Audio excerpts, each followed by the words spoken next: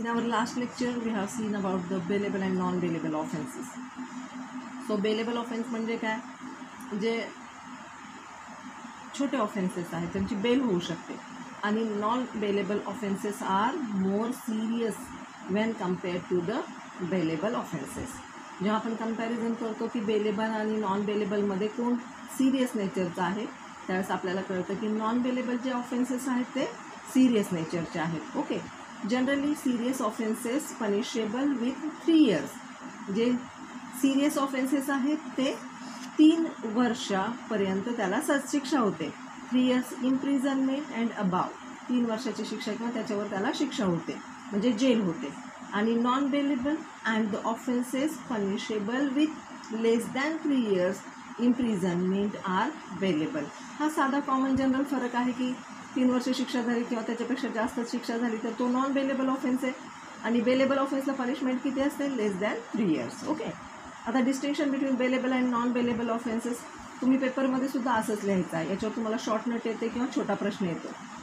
Bailable ऑफेन्सचं काय करायचं, आधी सेक्शन लिहायचं. Section 2A. नॉन बेलेबल ऑफेन्सचं आहे section 2 sub clause 1. The accused is entitled to be release on bail. Bailable ऑफेन्समध्ये बेलेबल आहे, आणि नॉन बेलेबलमध्ये the accused may not be released on bail. Okay, पहा आता कॉग्निझिबल ऑफेन्स आणि नॉन कॉग्निझिबल ऑफेन्स हा फरक आपण पाहिला आहे. कॉग्निझिबल ऑफेन्स दखल घेणारा गुन्हा हा नॉन बेलेबल असतो, आणि जो बेलेबल ऑफेन्स आहे तो कसा आहे, दखलपात्र नसतो तो गुन्हा. नॉन कॉग्निझिबल हा फरक लक्षात ठेवायचा, नाही तर नॉन कॉग्निझिबल नॉन बेलेबल असं सेम नाही.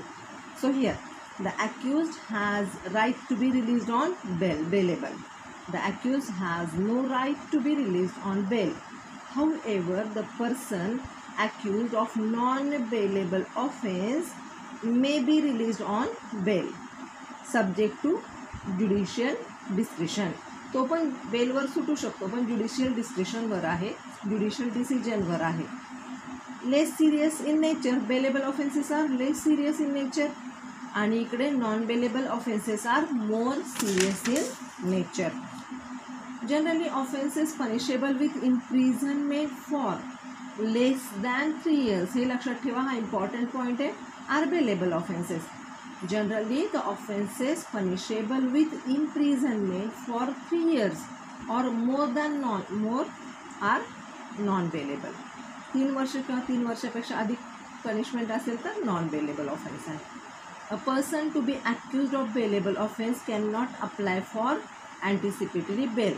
Bailable offense असेल तर anticipatory bail चालत नाही, पण नॉन बेलेबल ऑफेन्स असेल तर a person to be accused of non bailable offense can apply for anticipatory bail, म्हणजे अटकपूर्व जामीन. Provisions relating to bond of accused and sureties, हा पॉईंट शिकूया आता आपण. Section 440 to 450 lay down the provisions relating to bond of accused and sureties. Bond of accused and sureties कशाखाली आहे, 440 ते 450. Okay, a person to be released on bail is required to execute his own bond or bond for certain sum of money as the police officer or the court thinks fit. त्यांना काय करावं लागतं, bond करावा लागतो, पैसे भरावे लागतात आणि बॉन्ड करावा लागतो. जसा गुन्हा असेल त्या पद्धतीचा बॉन्ड तिथं त्यांना भरून द्यावा लागतो, पैसे भरावे लागतात. और अगेन्स्ट 1 or more शुरेटीज. एक शुरेटी म्हणजे काय सांगू शकतो आपण, जी शुअर करतं की बाबा हा माणूस पुन्हा गुन्हा करणार नाही, किंवा तो श्युरिटी देतो की this person is good one. So against 1 or more sureties, जास्त किंवा अधिक शुरिटीज देता येतात. Then the person is released on bail. If he is in jail the court orders the jailer to release him. जर तो जेलमध्ये आहे तर कोर्ट ऑर्डर देतं की या व्यक्तीला काय करून टाका, रिलीज करून टाका बेलवर. कॅन्सलेशन ऑफ बेल पण होतं पहा. As per section 439 sub clause 2 of the code of criminal procedure, a high court or court of session may direct that any person who has been released on bail under chapter 33 that is relating to bail be arrested and commit him to custody. Okay, हे काय झालेलं आहे? As per section 439 काय म्हणतं हे of the code of criminal procedure, a high court or court of session may direct that any person who has been released on bail, जो बेलवर रिलीज झालेला आहे कुठल्या चॅप्टरनुसार? Under chapter 33 that is relating to bail. Okay, हा 33चा chapter हा बेलच्या रिलेटेड आहे. Be arrested and commit him to custody, त्याला पुन्हा अटक करून कस्टडीमध्ये टाकलं जाऊ शकतं. Okay, a person admitted to bail by the high court could be committed to custody only by the high court. हायकोर्टाने ज्याला बेल मान्य केलं आहे त्याला हायकोर्टच अरेस्ट करू शकतो. Similarly a high court has power to stay bail order passed by session court if it thinks appropriate to do so. काय करू शकतं? सेशन कोर्टाची ऑर्डरसुद्धा काय करू शकतं? स्टे बेल, स्थगिती आणू शकतं त्या बेलवर. A court of session can cancel the bail granted by itself and can not cancel a bail granted by the high court. पण हायकोर्टाची पॉवर काय? तो हायकोर्टाची स्वतःची तर बेल कॅन्सल करेल, पण सेशन कोर्टाची बेल कॅन्सल करू शकतो. इथे मात्र सेशन कोर्टाला काय अथॉरिटी आहे?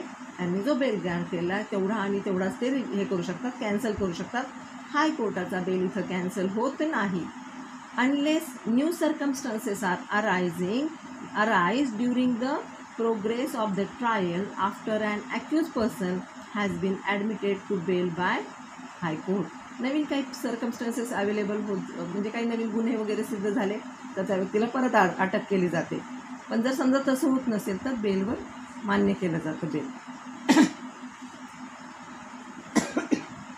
The Supreme Court has also power to cancel bail allowed by the High Court. Supreme Courtला authority आहे if there is a wrong exercise of direction by the High Court. Okay, आपल्याला माहिती आहे hierarchy पाहिलेली आपण JMFC नंतर कसं कोर्टाचं हे वाढत जातं आणि supreme court is the last one supreme authority. Cancellation of bail can be order only on stronger ground पण तसं असायला पाहिजे तर कॅन्सलेशन होतं बेलचं. Bail may be cancelled on the following grounds as per the verdicts of different courts. Okay, verdicts म्हणजे नियम, कोर्टाचे वेगवेगळे नियम, rules. When the person on bail is found tampering with the evidence. Tampering म्हणजे evidences नष्ट करण्याचा जर प्रयत्न करत असेल असं जर लक्षात आलं तर त्याचं बेल काय केलं जातं? कॅन्सल केलं जातं. Either during the investigation or during the trial. म्हणजे आता त्याला बेल हे झालेलं आहे, इन्व्हेस्टिगेशन चालू आहे आणि तो पुरावे नष्ट करण्याच्या मागे लागलेला आहे तर ऑफकोर्स त्याला पुन्हा अटक केली जाते, म्हणजे त्याचं बेल कॅन्सल होतं. When a person on bail commits similar offence or any heinous offence during the period of bail. तो बेलवर आहे, बाहेर फिरतो आहे. समजा एखादी व्यक्ती रेप केसमध्ये अटक झाली होती, त्याला बेल झालेला आहे, तो बाहेर आणि पुन्हा त्याने रेप केला तर त्याला अटक करण्यापेक्षा पर्याय दुसरा कुठलाच नसतो. त्यामुळे त्याचं बेल काय होतं? कॅन्सल होतं. किंवा थेफ्ट आहे, चोरी झालेली आहे, चोरीवर त्याला अटक केलेली आहे, डकैती टाकताना त्याला अटक केली, बेलवर तो रिलीज झाला आहे, पुन्हा त्याने डकैती टाकली, मग त्याला त्याचं बेल काय होईल? कॅन्सल होईल. When the person on bail has disconded and trial of the case gets delayed on the account. Disconded नाही, ॲब्स्कॉन्डेड म्हणजे तो काय होतोय? फरार होतोय, तो फरार झालाय, त्याच्यामुळे त्याच्या ट्रायलला काय होतंय? त्रास होतोय, ट्रायल पुढे चालू राहत नाही तर ऑफकोर्स त्याचा बेल काय होईल? कॅन्सल होईल. Okay, so when it is alleged that the person on bail is terrorizing म्हणजे भीती दाखवतोय तो, the witness and committing acts of violence against the police. पोलिसांच्याच विरुद्ध तो व्हायलन्स करतोय किंवा जे विटनेस आहेत त्यांना भीती दाखवतोय की माझ्या विरुद्ध साक्ष दिली तर मी तुमच्याकडे बघून घेईल वगैरे लाईक सारखं जर तो करत असेल तर त्याचं बेल काय होईल? कॅन्सल होईल. when the person on bail creates serious law and order problems, त्यांनी लॉ अँड ऑर्डरचे प्रॉब्लेम्स क्रिएट केले, तो इन द सोसायटी, तो समाजात अराजकता माजवतो आहे, and he had became a hazard on the peaceful living of the people, तो लोकांना त्रासदायक ठरतोय, लोकांना त्रास देतोय, तर अशा वेळेस त्याचं बेल काय होईल? कॅन्सल होईल. When it is found that the subsequent events make out a non bailable offence or a graver offence, किंवा त्यावेळेस तो काय करतोय? नॉन बेलेबल ऑफेन्सेस करतो आहे, किंवा तो ग्रेव्हर म्हणजे जास्त सिरियस नेचरचे ऑफेन्सेस करत असेल तर ऑफकोर्स त्याचं बेल काय होईल, कॅन्सल होईल. When the high court found that there was a wrong exercise of judicial discretion to grant the accused bail. ज्युडिशियरीनी चुकीचं डिस्क्रिशन म्हणजे काय, पॉवर, चुकीची पॉवर वापरून त्या व्यक्तीला बेल मंजूर केलं, हे जर हायकोर्टाच्या लक्षात आलं तर त्याची बेल कॅन्सल होते. Okay. Then when the circumstances were proved that the accused has misused the liberty granted to him. Actually त्याला स्वातंत्र्यच दिलं जातं ना, लिबर्टी दिली जाते की बाबा रे तू रिलीज हो, म्हणजे तात्पुरता रिलीज केला जातो आणि तो बाहेर येतो. तर तो जर त्याचा मिसयूज करत असेल असं जर लक्षात आलं, it is sufficient ground to cancel the bail. If the life of the accuse person on bails itself be in danger, किंवा कधी कधी काय होतं माहिती आहे का, अक्यूजला सोडलं जातं आणि त्याचंच आयुष्य धोक्यात येतं, कारण जे विक्टिम्स असतात किंवा बाकीचे लोक असतात ते त्याला मारायला टपलेले असतात किंवा त्याला त्रास द्यायला टपले असतात. मग अशा वेळेस काय केलं जातं, त्याचं प्रोटेक्शन करण्याची जबाबदारीसुद्धा कुणाची, गव्हर्नमेंटची, स्टेट गव्हर्नमेंटची. मग काय केलं जातं, त्याचा जो बेल आहे तो कॅन्सल करून परत त्याला जेलमध्ये सुरक्षित ठिकाणी आणलं जातं. These are the grounds for the cancellation of bail. याच्यावर तुम्हाला प्रश्न येतो. The anticipatory bail can also be cancelled before the regular bail is actually granted. Anticipatory बेलसुद्धा रिजेक्ट केला जातो, कॅन्सल केला जातो रेग्युलर बेल होण्याच्या वेळेस. रेग्युलर बेल झाले की आपोआपच आधीचं बेल काय होणार आहे, कॅन्सल होणार आहे. ओके. आता आपण काय करणार आहोत, याचा पुढचा पार्ट आहे डिसमिसल ऑफ कंप्लेंट्स. कंप्लेंट्स कशा डिसमिस केल्या जातात, त्याला कुठले ग्राउंड्स लागतात, म्हणजे ट्रायल प्रोसेस कशी चालते प्रत्यक्षमध्ये. एकदा कंप्लेंट केली की कंप्लेंट पुढं चालायची आहे की डिसमिस करायची आहे, हे आता आपण पुढच्या लेक्चरमध्ये पाहणार आहोत. Okay, thank you.